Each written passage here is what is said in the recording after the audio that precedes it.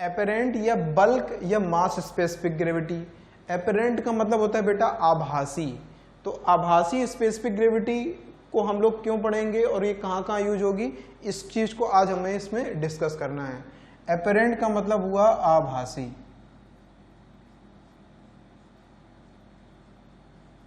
आभासी specific gravity की अगर हम बात करें तो मैंने बताया था आपको कि जहां पर हम यूनिट्स वेट्स ऑफ सॉलिड्स लेते थे उसके केस में हम आभासी स्पेसिफिक ग्रेविटी के केस में हम लोग यूनिट्स वेट्स ऑफ सॉलिड्स की जगह हम लोग ले सकते हैं dry unit weight of solids, या फिर सैचुरेटेड यूनिट वेट लिख सकते हैं, या फिर सबमर्ज यूनिट वेट लिख सकते हैं। ये सब सारी चीजें किसके केस में आ जाएंगी, यूनिट्स वेट्स ऑफ सॉलिड्स के केस में।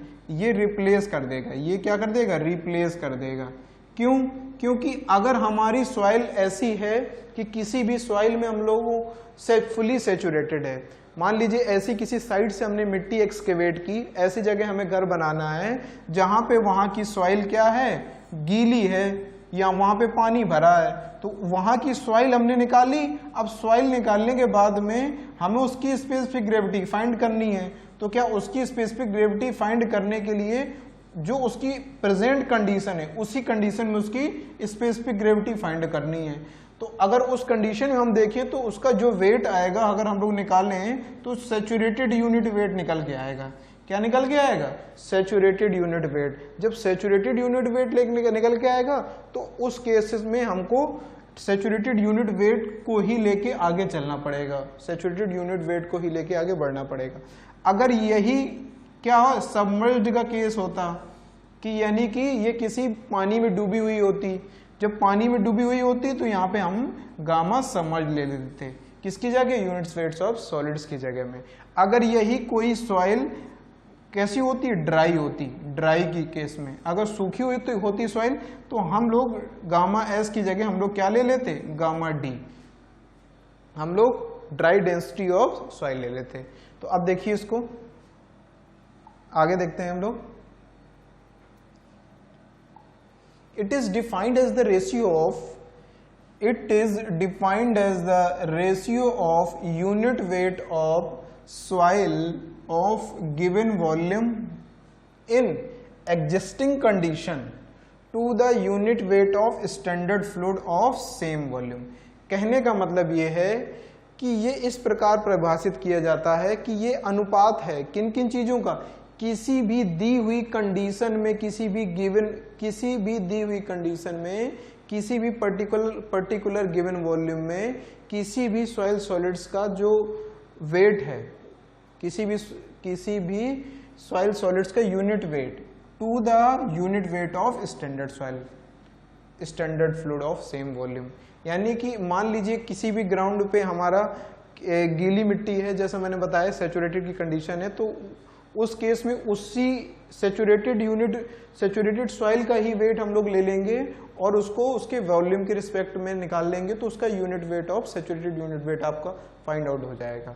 तो कहने का मतलब ये है कि इसको इस तरीके से डिफाइन किया गया है कि स्पेसिफिक जो मास स्पेसिफिक ग्रेविटी है वो किस तरीके से है, यूनिट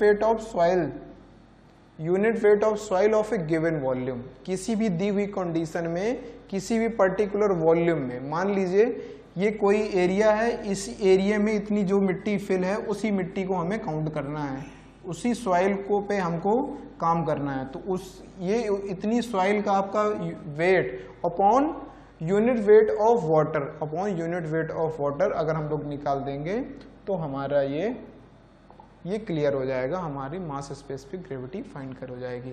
अब GM बराबर हमने क्या निकाला कि गामा अपॉन गामा W, यानी कि यूनिट वेट कैन भी क्या हो सकती है, गामा D हो सकता है, गामा सैचुरेटेड, गामा सबमर्ज और गामा D, ये कुछ भी हो सकता है। गामा की जगह हम लोग यूनिट वेट ऑफ सॉइल की जगह हम लोग कुछ भी ले सकते हैं, ड्राई डेंसिटी भी, ड्राई यूनिट वेट भी ले सकते हैं, सैचुरेटेड यूनिट वेट भी ले सकते हैं और सबमर्ज यूनिट वेट भी ले सकते हैं। यानी कि पूर्ण संतृप्त अवस्था, ये डूबी हुई अवस्था और ये जब सॉइल सूखी हो उस केस में। ये गामा डी दोबारा लिख गया है, इसको आप माइंड, इससे आप परेशान ना हुई हो। नेक्स्ट है अब आप मुझको ये बताइए, पिछली बार के पिछला जो हमने कंपैरिजन करना है, जो हमारा जो हमारे स्पेसिफिक ग्रेविटी हमने निकाला और जो यहाँ पे मास स्पेसिफिक ग्रेविटी है, इसके बीच में अगर हम लोग कंपैरिजन करें तो ये जो स्पेसिफिक ग्रेविटी ऑफ सॉलिड्स है वो मास स्पेसिफिक ग्रेविटी के कंपैरिजन में क्या होगी, हमेशा ज्यादा होगी, क्योंकि हमें यहाँ पे जो भी स्पेसिफिक ग्रेविटी काउंट करनी है वो हम सॉइल सॉलिड्स की बात कर रहे हैं, किसकी, ना कि हम किसी ड्राई कंडीशन में सबमर्ज कंडीशन में या फिर और किसी कंडीशन में। और मैंने जो सॉइल सॉलिड्स के यूनिट वेट बताया था वो हमेशा सबके कंपैरिजन में सबसे ज्यादा था, इसलिए हमेशा specific gravity of solids mass specific gravity के कंपैरिजन में ज्यादा होगी। फिर क्या है, in India specific gravity of soil is reported as 20 degree Celsius. ये हमेशा 20 डिग्री सेल्सियस के भी पैमाने पर हमारी स्पेसिफिक ग्रेविटी निकाली जाती है।